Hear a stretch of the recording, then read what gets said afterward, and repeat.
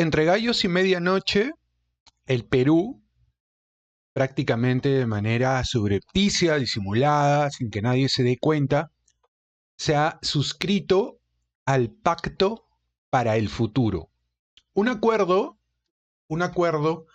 que en este caso se ha desarrollado dentro de Naciones Unidas, que nadie sabe de qué se trata, que a nadie se le ha consultado, por lo menos no en el Perú, y de hecho aquellos países que lo acaban de suscribir tampoco lo han consultado con su pueblo, y que somete al Perú a una suerte de gobernanza global, que va a terminar definiendo políticas por las que absolutamente nadie ha votado y muy poca gente conoce, por no decir nadie.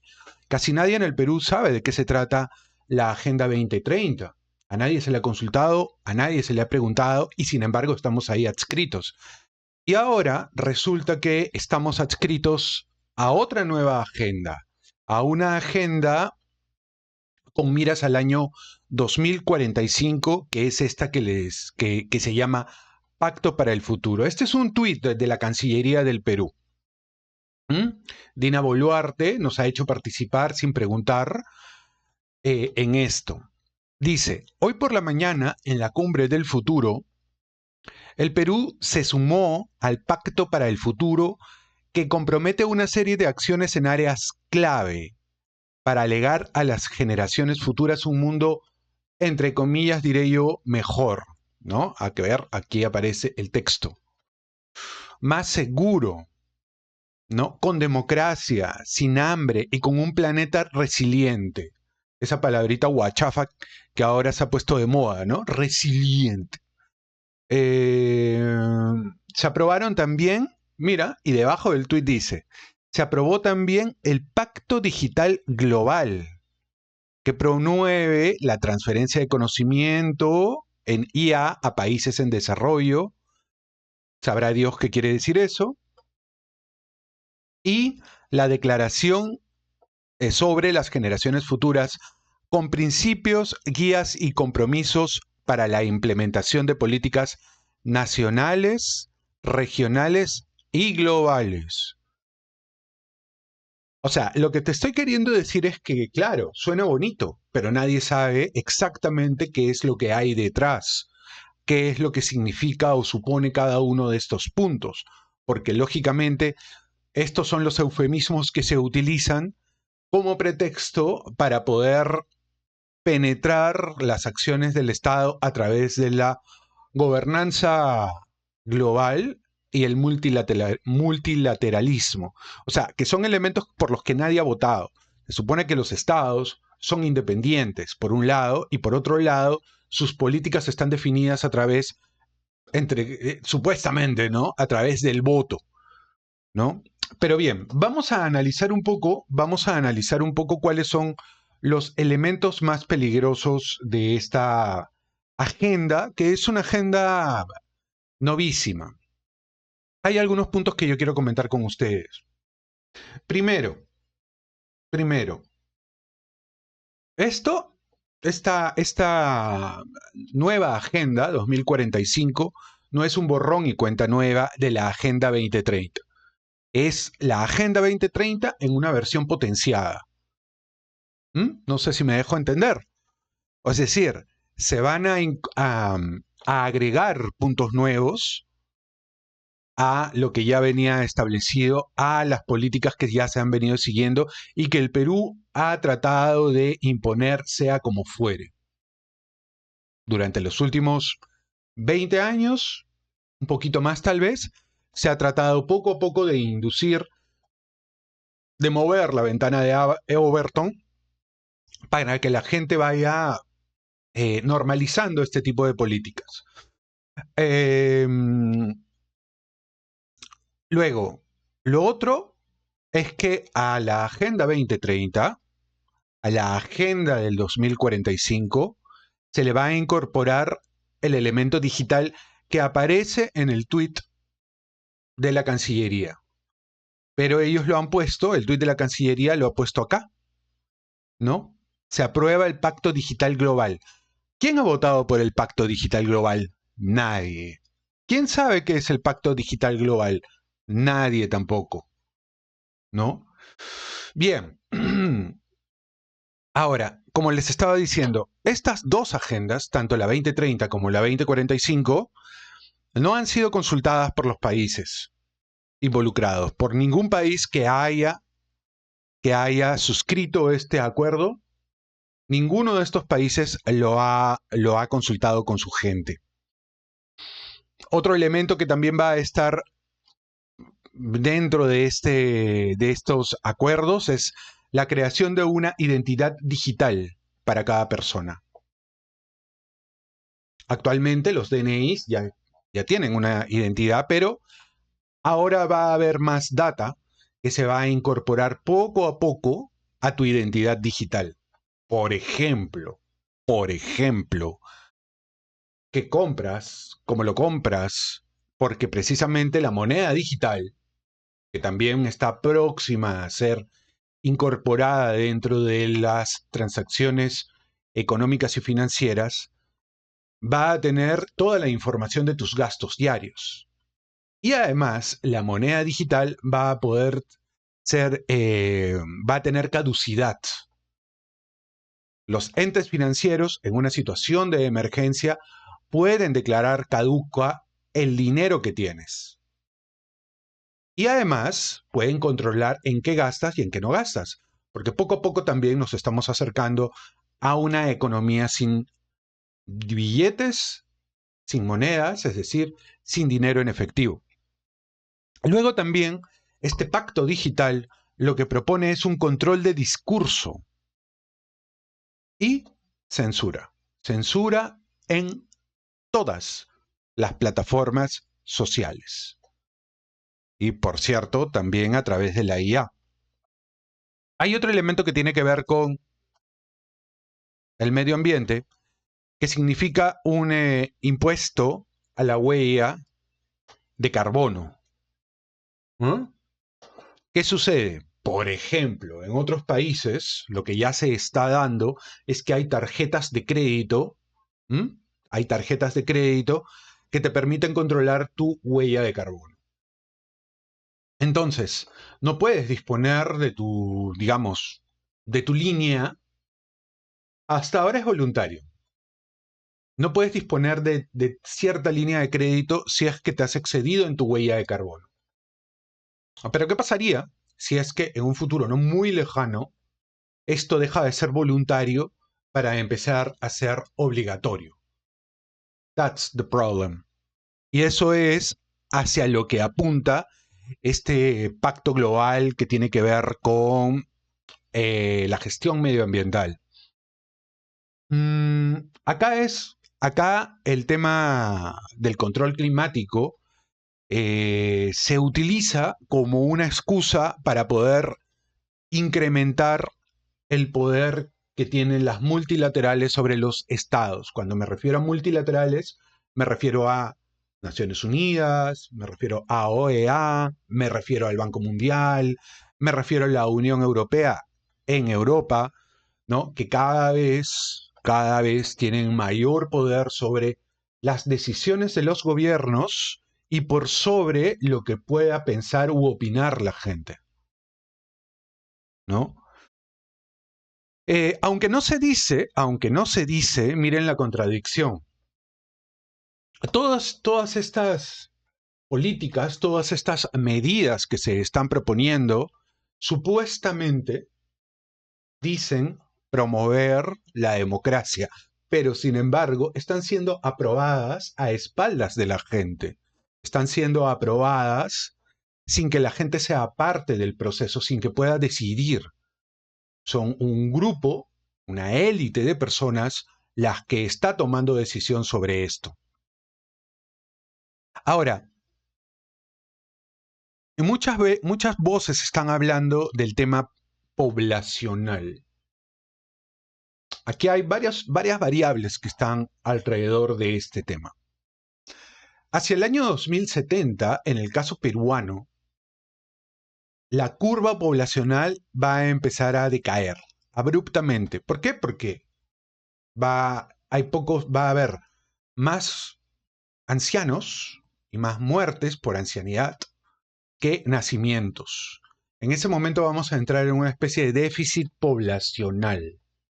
Y al Perú le tocaría lo que ya le toca a otros países, quiere decir, empezar a reemplazar la mano de obra por mano de obra que viene de fuera. De hecho, ¿no? Hay toda una corriente globalista que apoya el tema de las migraciones. Y por otro lado, al mismo tiempo, también apoya una serie de políticas que al final conducen a que el nivel de nacimiento se reduzca. Por ejemplo, el aborto, la eutanasia, la promoción de la agenda de género. Todas son políticas que al final lo que quieren o tienen como objetivo, por más que no lo digan, es reducir la cantidad de gente, obviamente. Eso es natural. ¿Quiénes son los principales, digamos, promotores de esto detrás de Naciones Unidas? Obviamente es un pequeño grupo, una pequeña élite de gente la que maneja esto. Hay quienes dicen que está aquí el fondo BlackRock, por un lado, y hay quienes dicen que está Vanguard, que son fondos de inversión, pero que manejan muchísimas compañías alrededor del mundo. Ya saben que una empresa no tiene necesariamente o sea, una gran compañía, no tiene necesariamente un dueño. O sea, suelen ser fondos de inversión, mucho dinero de muchos millonarios, que son las que gerencian estas grandes empresas o estas grandes multinacionales. Entonces, lógicamente, son quienes financian este tipo de políticas a nivel global. Y yo creo que es importante que se deba cuestionar este tema, ¿no? La Agenda 2030, cada vez que ustedes ven noticias que tienen que ver con control de la natalidad, políticas educativas de carácter sexual, eutanasia, aborto, que tienen a través del año, se van moviendo esas agendas y se van impulsando y se va también moldeando la mente de la población para que en las próximas elecciones la gente esté un poco más llana a aceptarlas. Muchas cosas serían impensables hace solamente 20 años, pero hoy por hoy las cosas han cambiado. Entonces se va poco a poco lavando, siendo brainwashing a la gente para que empiece a aceptar este tipo de cosas. La Agenda 2030 fue lanzada en el año 2015 y en aquella oportunidad se definieron 17 objetivos que se llamaron originalmente los ODS, los Objetivos de Desarrollo Sostenible.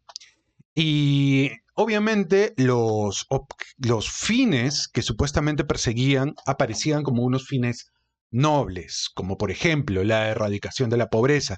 ¿Quién podría estar en contra de la erradicación de la pobreza? Y la igualdad de género. Sin embargo, los comos nunca fueron consultados por las personas. Y cuando hablamos de igualdad de género, no estamos hablando sobre un trato igualitario con personas, digamos, para el trabajo y tal, para hombres y para mujeres. Ya estamos hablando de una redefinición, ya no se habla de sexos, sino se habla de géneros. Por tanto, se abre muchísimo más las posibilidades hasta el infinito de cómo te definas o cómo te percibas. Y en función a cómo te percibas, la sociedad es que tiene que adaptarse a tus percepciones. Y eso es origen de un derecho. Y ese derecho, obviamente, pues tiene que ser sostenido por el Estado y se hacen partidas económicas especiales para que ese derecho sea protegido. Ese derecho que está basado más bien en una apetencia, ¿no? Así es como poco a poco es que se ha ido implementando esta Agenda 2030 en diferentes países. Sería cuestión de hacer otro video para explicar claramente cómo es que se origina la Agenda 2030 y cómo es que cada uno de esos objetivos son definidos. Ahora, ¿qué significa lo que yo les estaba diciendo, esta Agenda 2045? Que es nueva. A nadie le han avisado que se iba a implementar y a nadie le han avisado que Perú iba a firmar. Porque Argentina, con Milei, se ha excluido de la Agenda 2045. No la han firmado. Dina Boluarte, que tiene, si no me equivoco, 3% de aprobación, o sea, no tiene el respaldo de nadie, la acaba de firmar. Entre gallos y medianoches. Esta, como yo les decía, la Agenda 2045, pues tiene el tema de la vigilancia digital, probablemente lo más grave. Ya varias cosas eran graves, pero lo que tiene que ver con vigilancia digital es una de las cosas más graves, porque todos los procesos se están haciendo de manera digital. Los procesos sociales, económicos, financieros y tal. Todo es a través de las redes sociales. Por tanto, la vigilancia y el control van a ser mucho más sencillos. Los impuestos globales, que ya lo mencioné, que también se está pensando incorporar en todo este tema, y mejorar los mecanismos de control supranacional. Por ejemplo, cada vez que hay algún tipo de discurso que sea incómodo para el sistema, pues inmediatamente va a ser suprimido. Esa es la idea, poder suprimirlo. Entonces, a eso es a lo que estamos apuntando y a eso es a lo que nos están sometiendo. El tema de la identidad digital es bien importante, porque como yo les digo, esta identidad a la cual a todos nos van a someter va a permitir registrar y controlar todas las actividades que vayan a realizar los individuos en Internet. Ya se puede, pero ahora va a estar formalizado. Supuestamente lo que se quiere es evitar el discurso de odio. Pero ¿quién define qué es odio? De repente, como decía Chesterton, habrá que desenvainar la espada para afirmar que el pasto es verde. Y tal vez decir que el pasto es verde va a ser señalado como delito de odio. Señalar lo obvio, señalar la obviedad, señalar la realidad puede ser definido como un delito de odio dentro de unos 10 años, 15 años, 20 años, ¿no? El tema de la huella de carbono es, como les dije, también es muy preocupante, ¿no? Y otra cosa, el tema de los hijos. Siempre les digo, estamos en este momento, en este instante que tú estás viendo este video, estamos atravesando una revolución industrial que ya no es la misma que se tuvo hacia inicios del siglo XIX, sino más bien una revolución digital y también robótica y de inteligencia artificial. Esos elementos están haciendo toda una revolución. En China, y hay fábricas como BYD, por ejemplo, la empresa de autos, que no para, que trabaja día y noche porque no tiene obreros. Toda su planta está robotizada al 100%. Y esa es una tendencia a la que estamos caminando de manera rápida y sostenida. ¿Por qué? Porque en algún punto la inteligencia artificial va a alcanzar cierta singularidad, es decir, va a ser muy competente, y también todo lo que es mecatrónica, los movimientos de los robots, de los brazos y tal, también va a alcanzar un nivel de sofisticación tan elevado que no va a ser necesario tener trabajadores. Porque ya sabes que a un trabajador hay que pagarle planilla, a un trabajador hay que pagarle sueldo, a un trabajador hay que pagarle vacaciones, a un trabajador hay que pagar todas esas cosas. Te puede armar un sindicato del trabajador. Entonces, lo que se quiere es ir sacando al trabajador e ir incorporando máquinas. y quedarte con un grupo de gente que sea lo suficientemente, a nivel general, ¿no?, necesaria como para poder mantener la economía. Pero no todo el mundo va a poder participar de lo que es la economía, sino que poco a poco van a ser reemplazados. Ya vemos drones que pueden eh, vigilar las cosechas, las plantaciones. Tenemos drones que pueden además, en algunos casos, qué sé yo, recolectar frutos. Entonces, la tecnología está avanzando a pasos agigantados. Y es necesario avanzar en limitar la cantidad de hijos para salvar al planeta.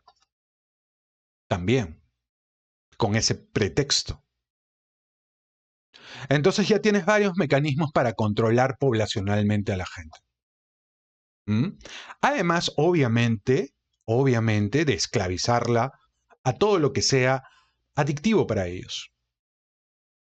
Todo lo que sea adictivo para ellos. Por eso es que en algunos países extremadamente progresistas se va liberalizando, por ejemplo, el consumo de las drogas, se van liberalizando aspectos de carácter sexual, se van liberalizando una serie de elementos. La idea es tener a la gente lo más dócil que se pueda.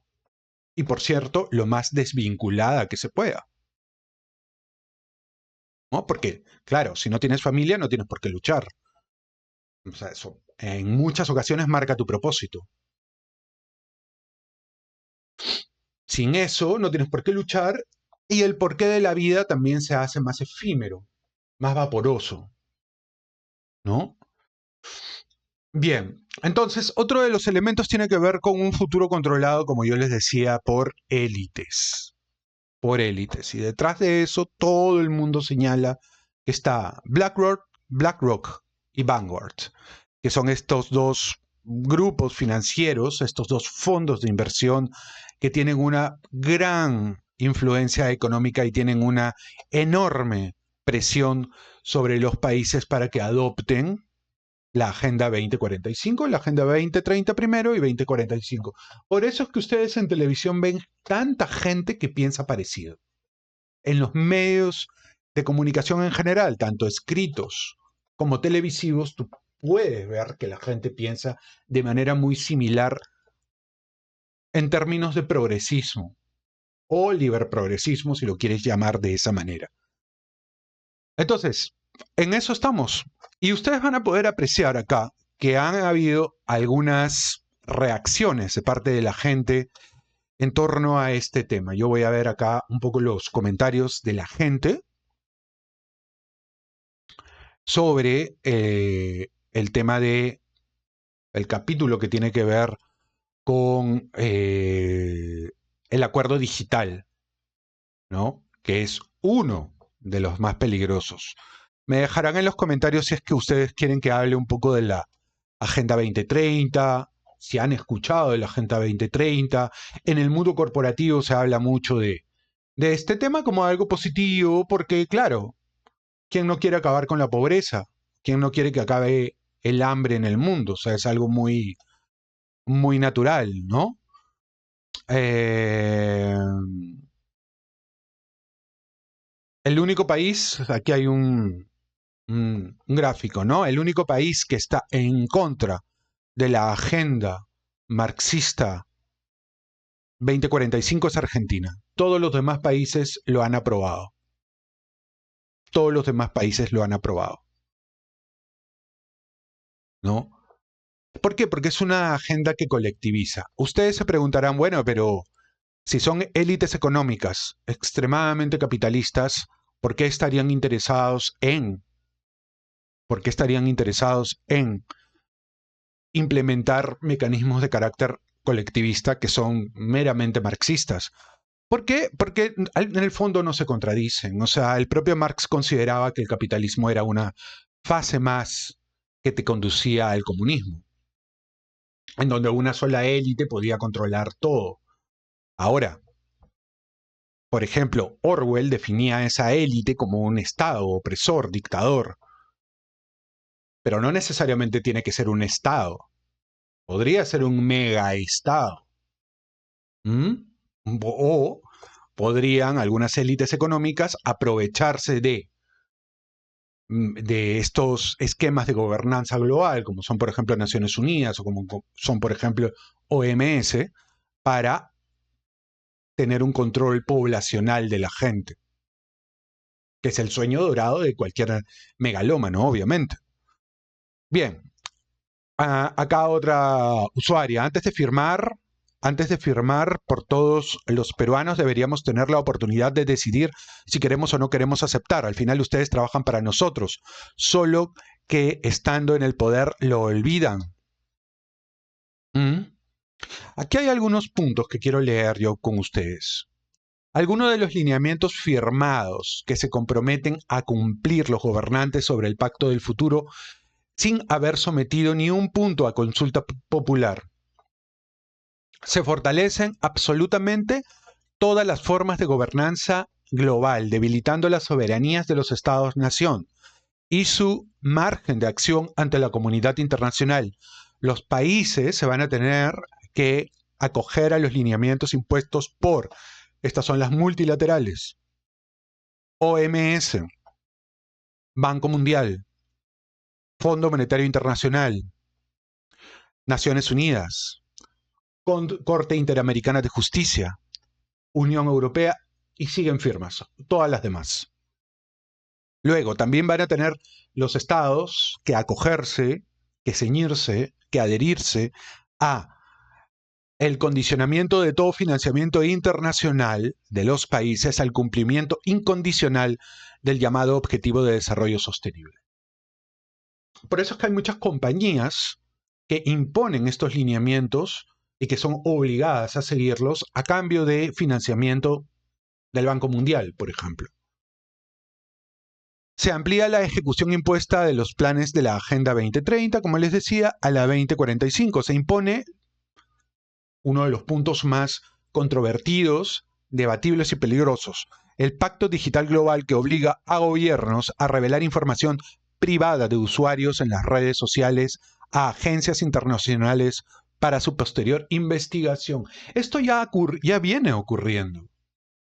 En Reino Unido, por ejemplo, hubo una serie de movilizaciones en contra de el peligro que supone la inmigración desatada que anda azotando ese país y que va generando varios asesinatos y va generando una serie de crímenes inenarrables.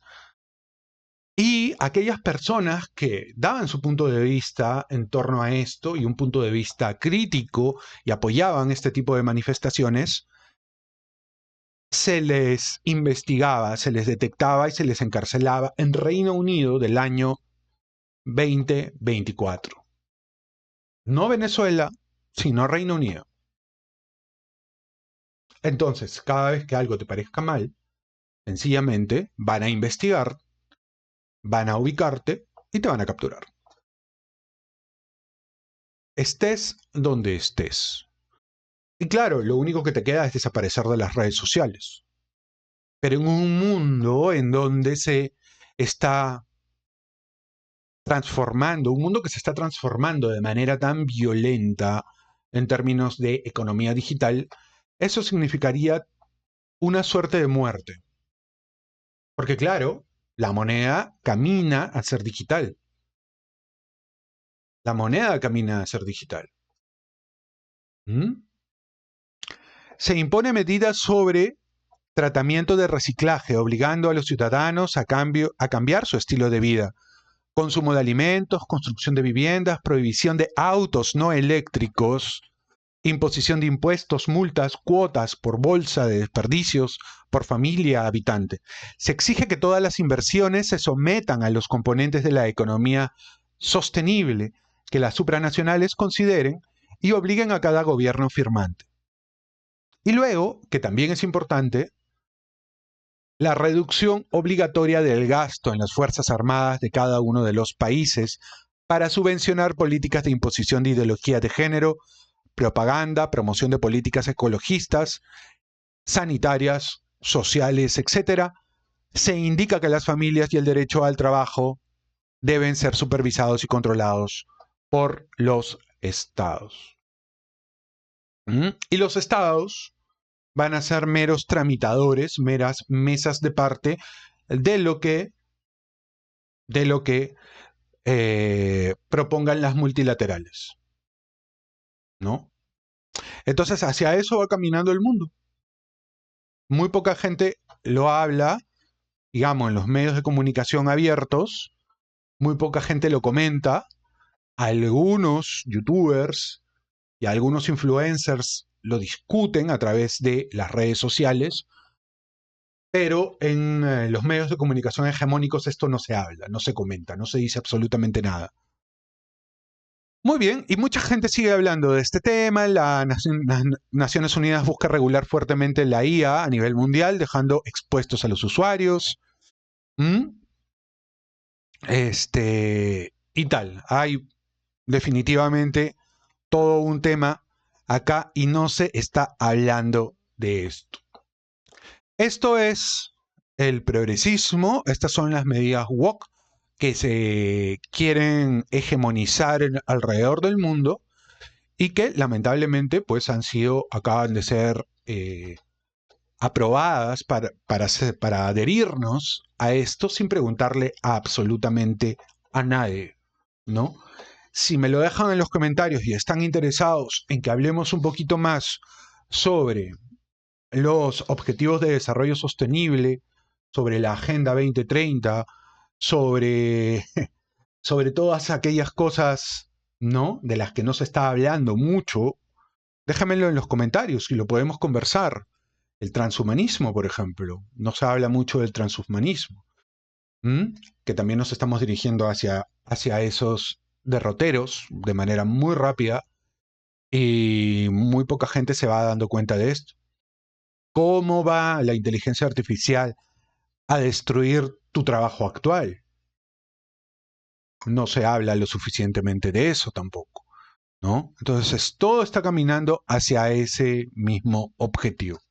Ya me dirán ustedes en los comentarios, pero muy mal que el Perú se haya sometido de esa manera, inconsultamente, a las agendas globalistas, a la gobernanza global que quiere imponer Naciones Unidas y las élites, en realidad, que están detrás de Naciones Unidas, que son las que ponen el billete, ¿no?